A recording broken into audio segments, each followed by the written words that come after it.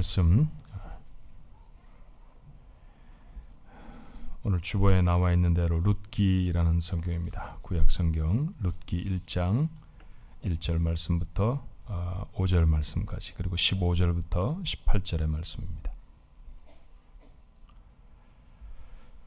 사사들이 치리하던 때 그 땅에 흉년이 드니라. 유다 베들레헴의 한 사람이 그의 아내와 두 아들을 데리고 모압 지방에 가서 거류하였는데, 그 사람의 이름은 엘리멜렉이요 그의 아내의 이름은 나오미요 그의 두 아들의 이름은 말론과 기룬이니 유다 베들레헴 에브랏 사람들이더라.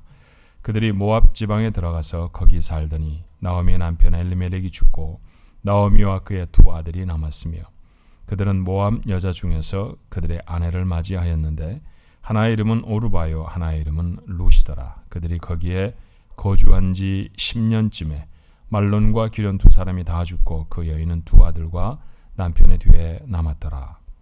15절부터 몇 절을 더 읽습니다. 나오미가 또 이르되 보라, 내 동서는 그의 백성과 그의 신들에게로 돌아가나니 너도 너의 동서를 따라 돌아가라 하니, 룻이 이르되 내게 어머니를 떠나며 어머니를 따르지 말고 돌아가라 강권하지 마옵소서. 어머니께서 가시는 곳에 나도 가고 어머니께서 머무시는 곳에서 나도 머물겠나이다. 어머니의 백성이 나의 백성이 되고 어머니의 하나님이 나의 하나님이 되시리니, 어머니께서 죽으시는 곳에서 나도 죽어 거기 묻힐 것이라. 만일 내가 죽는 일 외에 어머니를 떠나면 여호와께서 내게 벌을 내리시고 더 내리시기를 원하나이다 하는지라. 나오미가 룻이 자기와 함께 가기로 굳게 결심함을 보고 그에게 말하기를 그치니라. 아멘. 안개 때문에 교회 오시는데 혹시 힘들지 않으셨습니까? 저희 교회는 이상하게 이렇게 여름이 되어지면 안개가 많이 낍니다. 영국 같은 나라는 너무 더워서 수십 명이 죽었다죠. 그런데 저희는 여름인데도 긴 팔, 긴 옷 입고 두툼한 외투를 입고 다녀야 하니까 좋다고 해야 할지 아니면 좀 힘들다고 해야 할지 그렇습니다. 혹시 여러분 그런 광고 카피 하나 기억하시나요? 순간의 선택이 10년을 좌우한다, 그런 말이 있었습니다. 한국의 오래된 광고 카피인데 한 전자제품 회사가 자기네 전자제품을 팔면서 이거 사는데 고민하고 잘 사면 10년은 거뜬히 씁니다. 뭐 그런 뜻이었을 거예요. 그래서 패러디가 참 많이 나왔죠. 순간의 선택이 뭐 평생을 좌우한다든지 뭐 그런 얘기들로 이제 많이 패러디가 돼서 우리가 참 많이 알고 있습니다.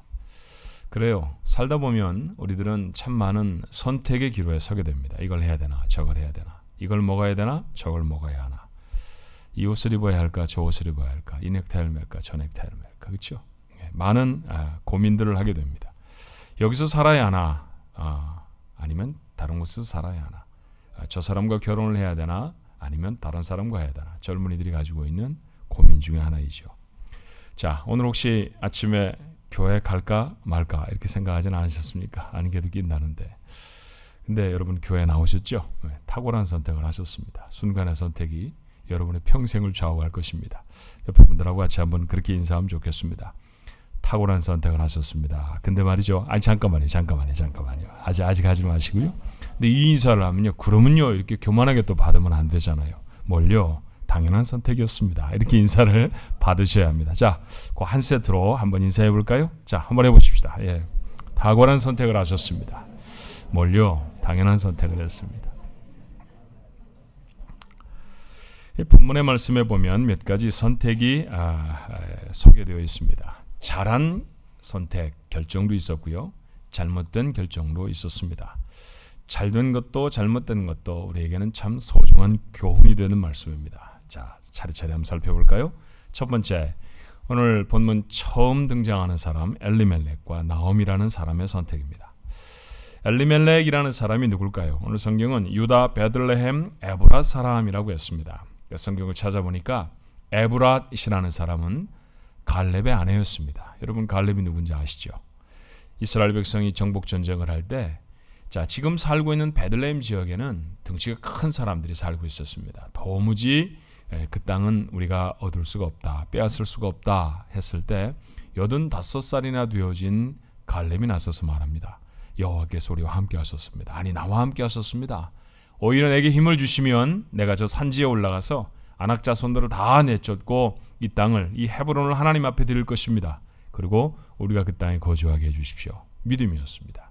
적지 않은 나이였고 불확실한 미래였는데 믿음을 갖고 나아가서 이겼죠. 그리고 그 당시에 표현으로는 헤브론, 그리고 지금 우리가 말하고 있는 지명대로라고 하면 베들레헴 땅을 얻습니다. 그 이후에 아마 이 갈렙의 자손들은 계속해서 베들레헴에 자리를 잡고 살았던 것 같습니다.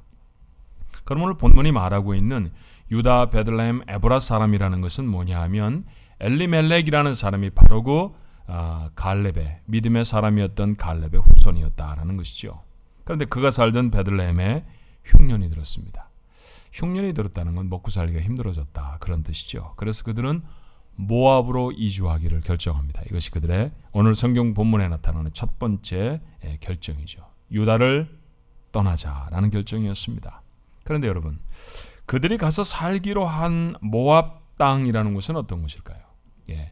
살던 사람들의 이름을 따라서 모압이라고 했습니다. 그러니까 모압 자손들이 살던 곳이죠. 모압이라는 사람이 좀 특별한 출생을 경험한 사람이었습니다. 그의 출생에 관해서 창세기가 말해주고 있는 바대로 하면은 롯의 큰딸이 아버지에게 술을 먹이고 동침해서 낳은 자식입니다. 참 부끄러운 출생의 역사를 가지고 있는 사람이죠. 그래서 그곳에 모여있던 사람들은 우상 숭배가 성행했고 하나님을 알지 못하는 사람들입니다. 하나님과 관계가 없이 살아가던 사람들, 그리고 이스라엘을 계속해서 힘들게 하고 어렵게 하던 사람들이 바로 이 모압 사람들이죠. 근데 여러분, 이 이야기를 영적으로 읽으면 이렇습니다.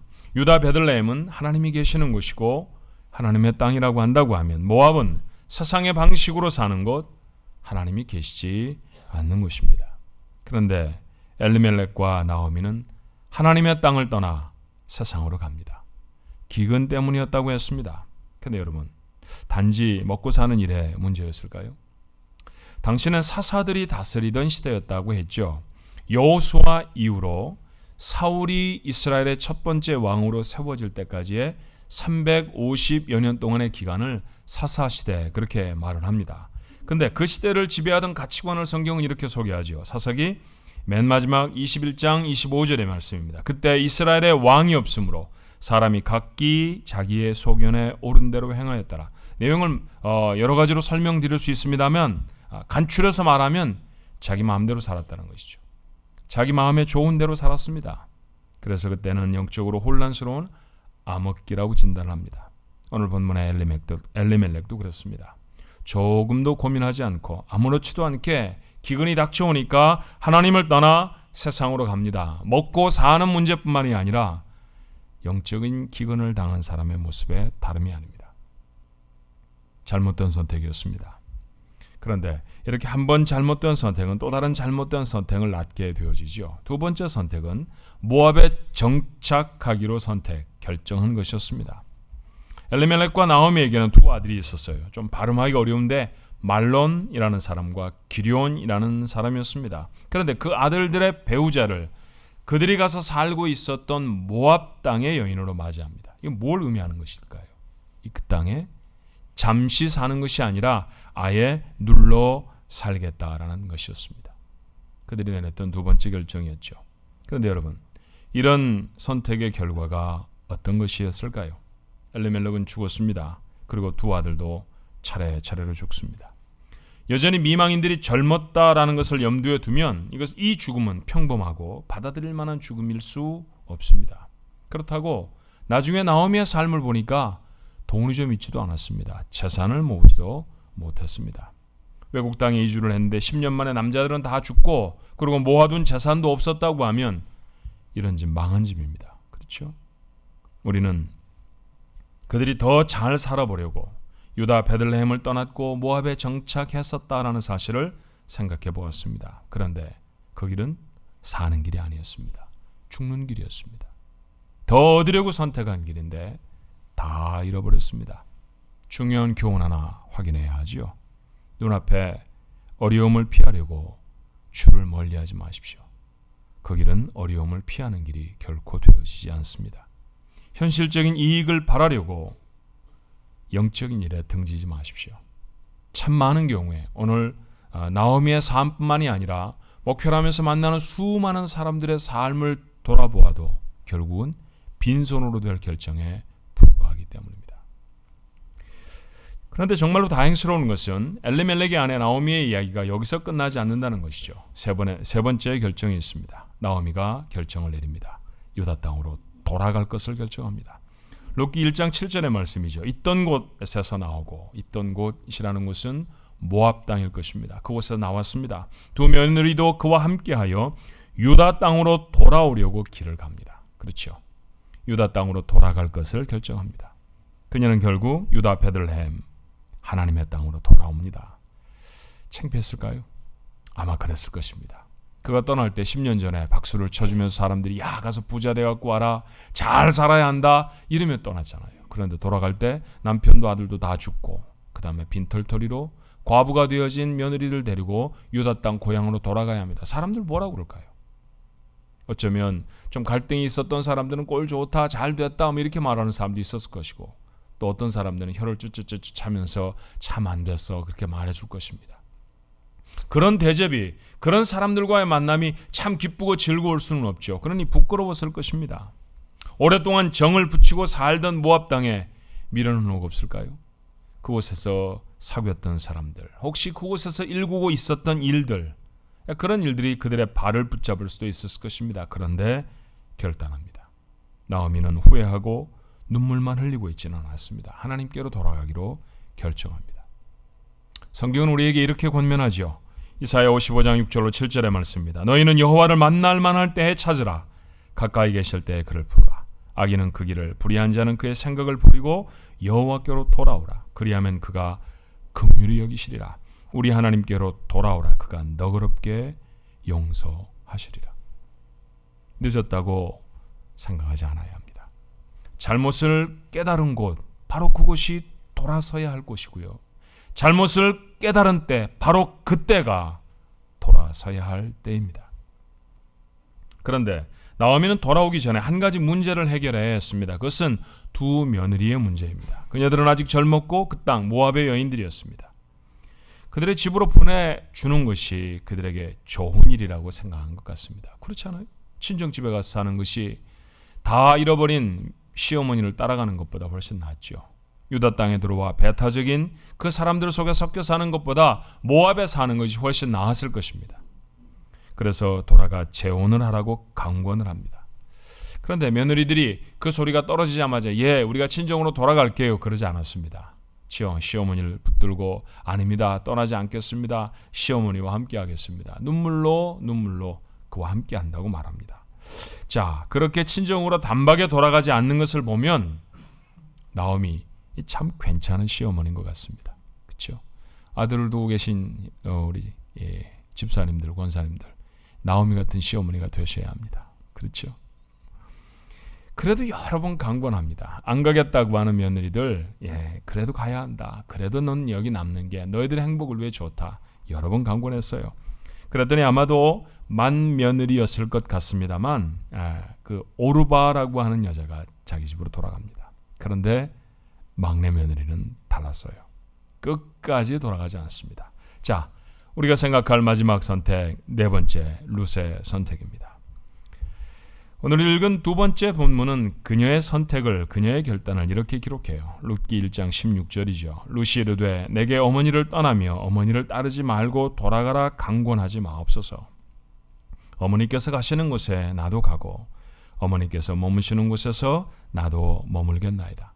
어머니의 백성이 나의 백성이 되고 어머니의 하나님이 나의 하나님이 되실 것입니다. 오늘 이 말씀을 읽으시면서 여러분에게 느껴지는 첫 번째 감정은 어떤 것입니까? 룻의 고백을 통해 저는 늙고 거덜나버린 시어머니에 대한 사랑이 보입니다. 그렇죠? 룻은 참 착한 며느리였습니다. 오늘 계속 여자들에게 시비를 걸게 되네요. 죄송합니다. 성경 말씀이 그러니 할 수 없습니다. 오늘 여기 계신 자매님들, 착한 며느리들이 되십시오. 룻처럼 말이죠. 그런데 그녀는 착하기만 한 것이 아니었던 것처럼 보여요. 거기서 한 걸음 더 나아가는 결단이 있습니다. 하나님에 대한 언급이죠. 자, 우리의 주목을 끄는 하나의 표현이 무엇입니까? 어머니의 하나님이 나의 하나님이 될 것입니다. 룻은 시어머니 나오미가 하나님을 섬기는 것을 보았던 것 같습니다. 그런데 얼마간 그 집에서 며느리로 살면서 본 시어머니의 하나님, 그 하나님은 좋은 하나님이었을까요? 여러분, 그저 성경이 시어머니가 따르는 하나님이라고 하니까 나도 따르겠다라고 룻이 결단했으니 참 잘했다 그렇게만 보지 마시고 한번 그녀가 경험했던 하나님이 어떤 하나님이었을까 생각을 해보십시오. 언제인지는 모르지만 10여 년을 모압 땅에 살면서 그들은 그 땅의 여인과 아들을 결혼시켰습니다. 그리고 며느리를 받아들였습니다. 여전히 유다 땅에서 하던 것처럼 그렇게 하나님을 섬겼겠죠. 하나님을 떠나오기는 했어도 하나님을 예배하고 절기를 지키고 하는 그런 일들을 아마 계속해 왔을 것입니다. 그러며 나오미가 섬기는 하나님에 대해서 며느리들이 보았을 것입니다. 지금 룻이 고백하는 것이 그거죠. 어머니의 하나님. 그렇습니다. 그 어머니의 하나님이 과연 룻이 생각할 땐 좋은 하나님이었을까요? 도대체 자기 남편이 죽을 때 하나님은 뭘 해주셨던가요? 아니, 시어머니 입장에서 보면 시어머니의 남편이 죽고 시어머니의 사랑하는 두 아들들이 죽어버리고 가난의 문제가 닥쳤을 때 하나님은 아무것도 해주지 않으셨죠. 아무런 도움이 되지 않으셨습니다. 여전히 나오미가 그 하나님을 섬기고 있을지라도 그렇게 바라본 하나님이 사실은 아직까지는 그리 좋은 하나님은 아닌 것 같습니다. 그렇다고 하면 놀라운 고백이잖아요. 참 하나님 믿었더니 잘 되어졌다. 하나님 믿었더니 깊은 병 중에 있는 남편도 살아났다. 하나님을 믿었더니 되지 않는 사업도 잘 되어서 부자가 됐다. 그러니 나도 하나님을 믿어야겠다. 이런 건 말이 됩니다. 그렇죠. 근데 하나님 믿는 집에서 남편들은 죽어나가고 사업은 망해버리고 결국은 거덜나서 고향으로 돌아가게 되어진 그 집이 섬기는 하나님. 마구잡이로 이야기한다고 하면 이런 얘기 잘하잖아요. 하나님이 계시다고 하면 이런 일이 우리에게 있겠어? 이런 얘기죠. 그런 얘기 아마 했음직하지 않습니까? 그런 말은 하지는 않았다 할지라도 아마 며느리의 마음속에 하나님 믿어봐야 아무 소용이 없어 그런 생각이 있었던 것은 아닐까요? 그럼에도 불구하고 룻은 어머니의 하나님 나도 섬기겠습니다 라고 말합니다. 만약 나오미가 그런 어려운 환경 속에서 하나님 믿어봐야 아무것도 소용이 없어. 기왕에 베들레헴도 떠났는데 우리 이제 이곳에서 우상이나 섬기며 살지 라고 결정했다고 하면, 그렇게 신앙을 떠나버렸다고 하면 아마 오늘 룻이 나오미에게 말할 때 어머니의 하나님 그렇게 말하지 않았을 것입니다. 여전히 어려움이 있고 해결되지 않은 문제가 있지만 한 가지 분명한 사실은 나오미는 여전히 하나님을 섬겼던 것이죠. 참 큰 고난에도 불구하고 여전히 하나님 앞에 나아가는 나오미의 모습을 며느리들이 보았다는 것이죠. 그 모습을 룻이 보고 생각합니다. 하나님, 그 하나님을 섬겨야 하겠어 라고 말이죠. 그렇게 삶으로 보여진 믿음이 한 여인의 인생을 결단하게 합니다. 시어머니를 따르리라. 시어머니의 하나님을 섬기리라. 축복을 이루는 선택이었습니다. 룻기는 넉장밖에 되지 않지만 룻기의 나머지 부분은 그 선택이 어떤 결과를 맺었는지를 증거하죠.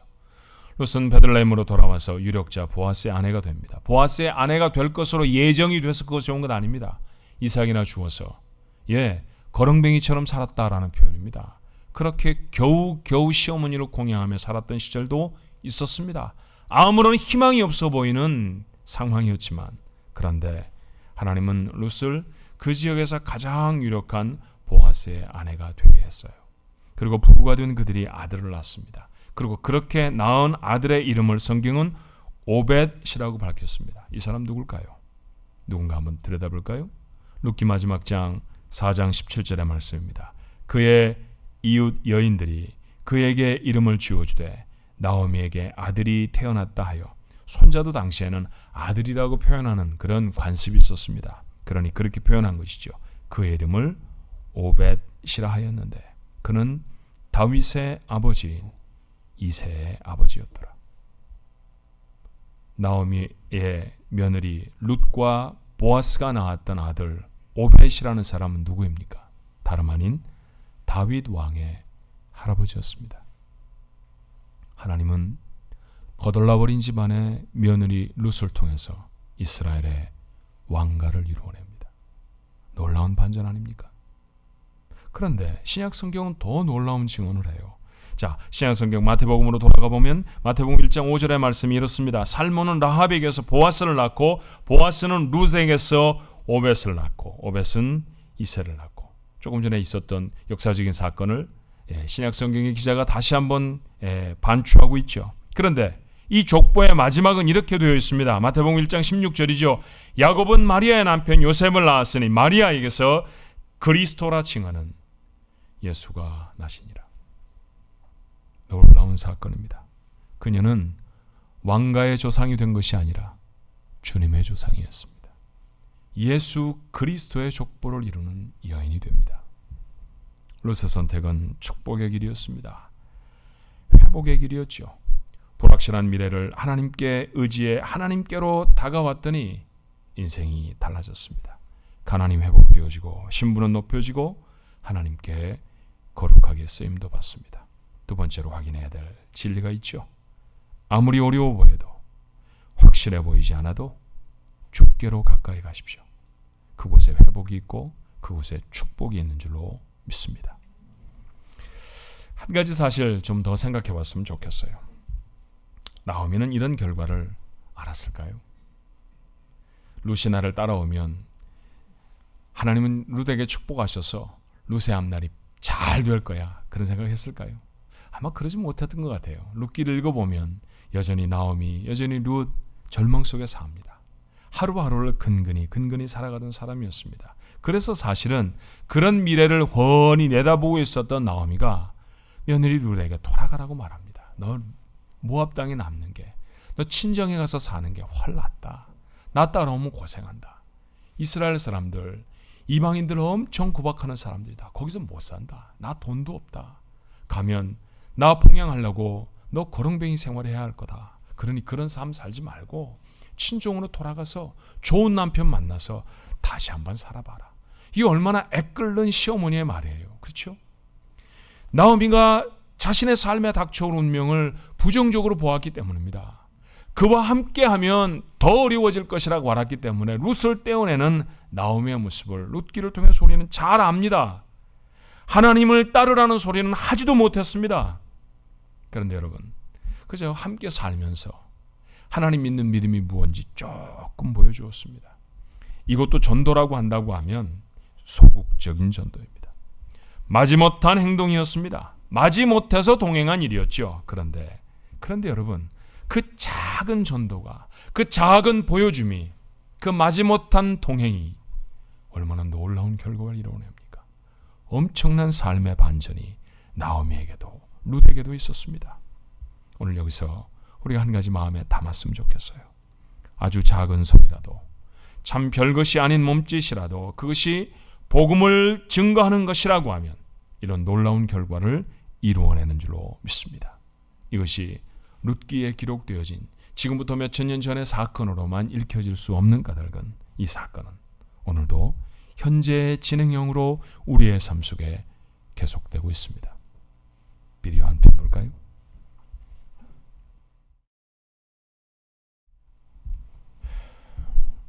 익숙하지 않은 이름들이 있었을 수도 있습니다. 그렇지만 등장하는 이름들 중에 드와이트 R 모디라는 사람 여러분 아십니다. 시카고의 유명한 복음 전도자이죠. 그가 구두 수송공이었다는 사실을 알죠. 아무도 돌아보지 않았던 그 구두 수송공에게 킴벨이라고 하는 주일학 교사가 복음을 전했습니다. 킴벨이 있어서 무디가 있었습니다.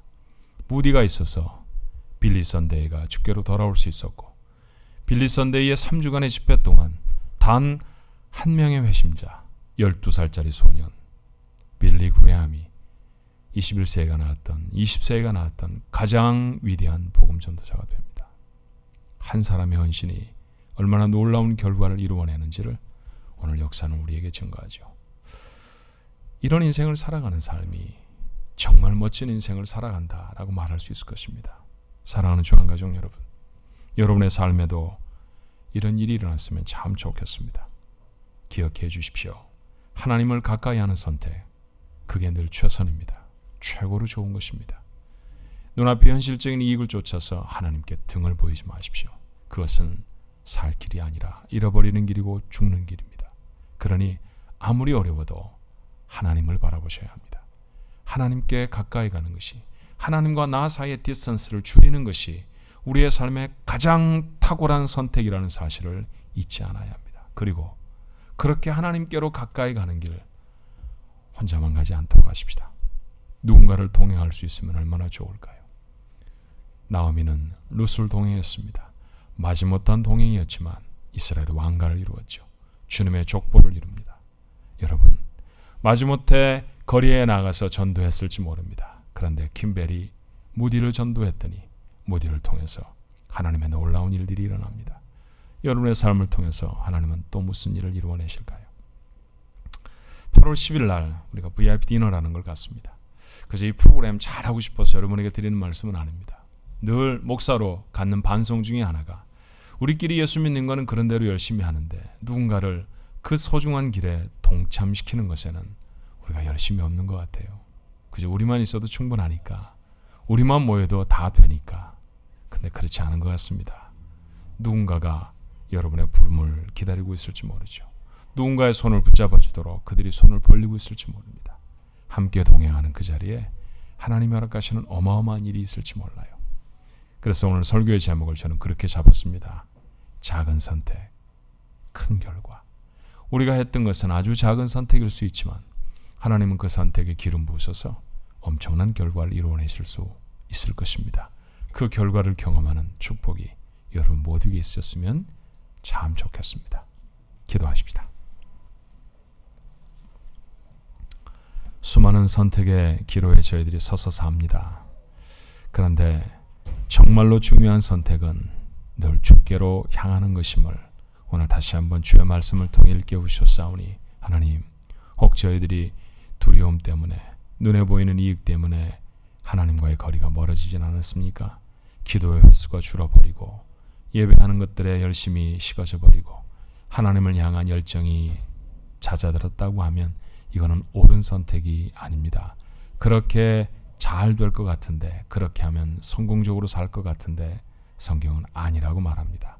나오미는 그렇게 갔다가 다 잃어버렸습니다. 다행스러운 것은 그녀는 돌아옵니다. 돌아오는 그녀를 하나님은 회복시키셨습니다. 기대도 마음의 소망도 품지 못했던 결과들을 그의 삶에 이루셨던 아버지, 오늘 이 아침에 주를 향해서 돌아가리라, 주를 향하여 서리라, 주께로 더 가까이 가리라, 마음에 다짐하는 주의 사람들에게도 같은 축복을 약속해 주옵시고 때가 되매 그 놀라운 은혜들을 경험하게 하여 주시옵소서. 그런데 주님, 나오미만이 아니었습니다. 그녀는 룻을 동반합니다. 그 룻에게 하나님이 얼마나 놀라운 일들을 이루셨는지 보았습니다. 주님, 맞습니다. 아주 작은 몸짓이라도, 아주 작은 전함이라도 그것이 복음이고 하나님이라고 하면 그곳에 하나님의 기적 같은 결과가 있을 줄로 믿습니다. 이 일을 감당하는 우리 가족들이 되게 해 주시어서 아버지, 이 세상을 살면서도 하나님이 이루시는 큰 결과들을 경험케 하시고 하나님 나라 갔을 때는 칭찬받게 해 주시옵소서. 8월 10일 날 있을 VIP 디너, 정말 소중한 주의 잃어버린 자녀들을 모아서 하나님 앞에 세우는 시간입니다. 하나님, 이 일들이 잘 되어지게 하셔서 주님의 기쁨이 되게 하옵소서. 예수님 이름으로 간절히 기도하옵나이다. 아멘.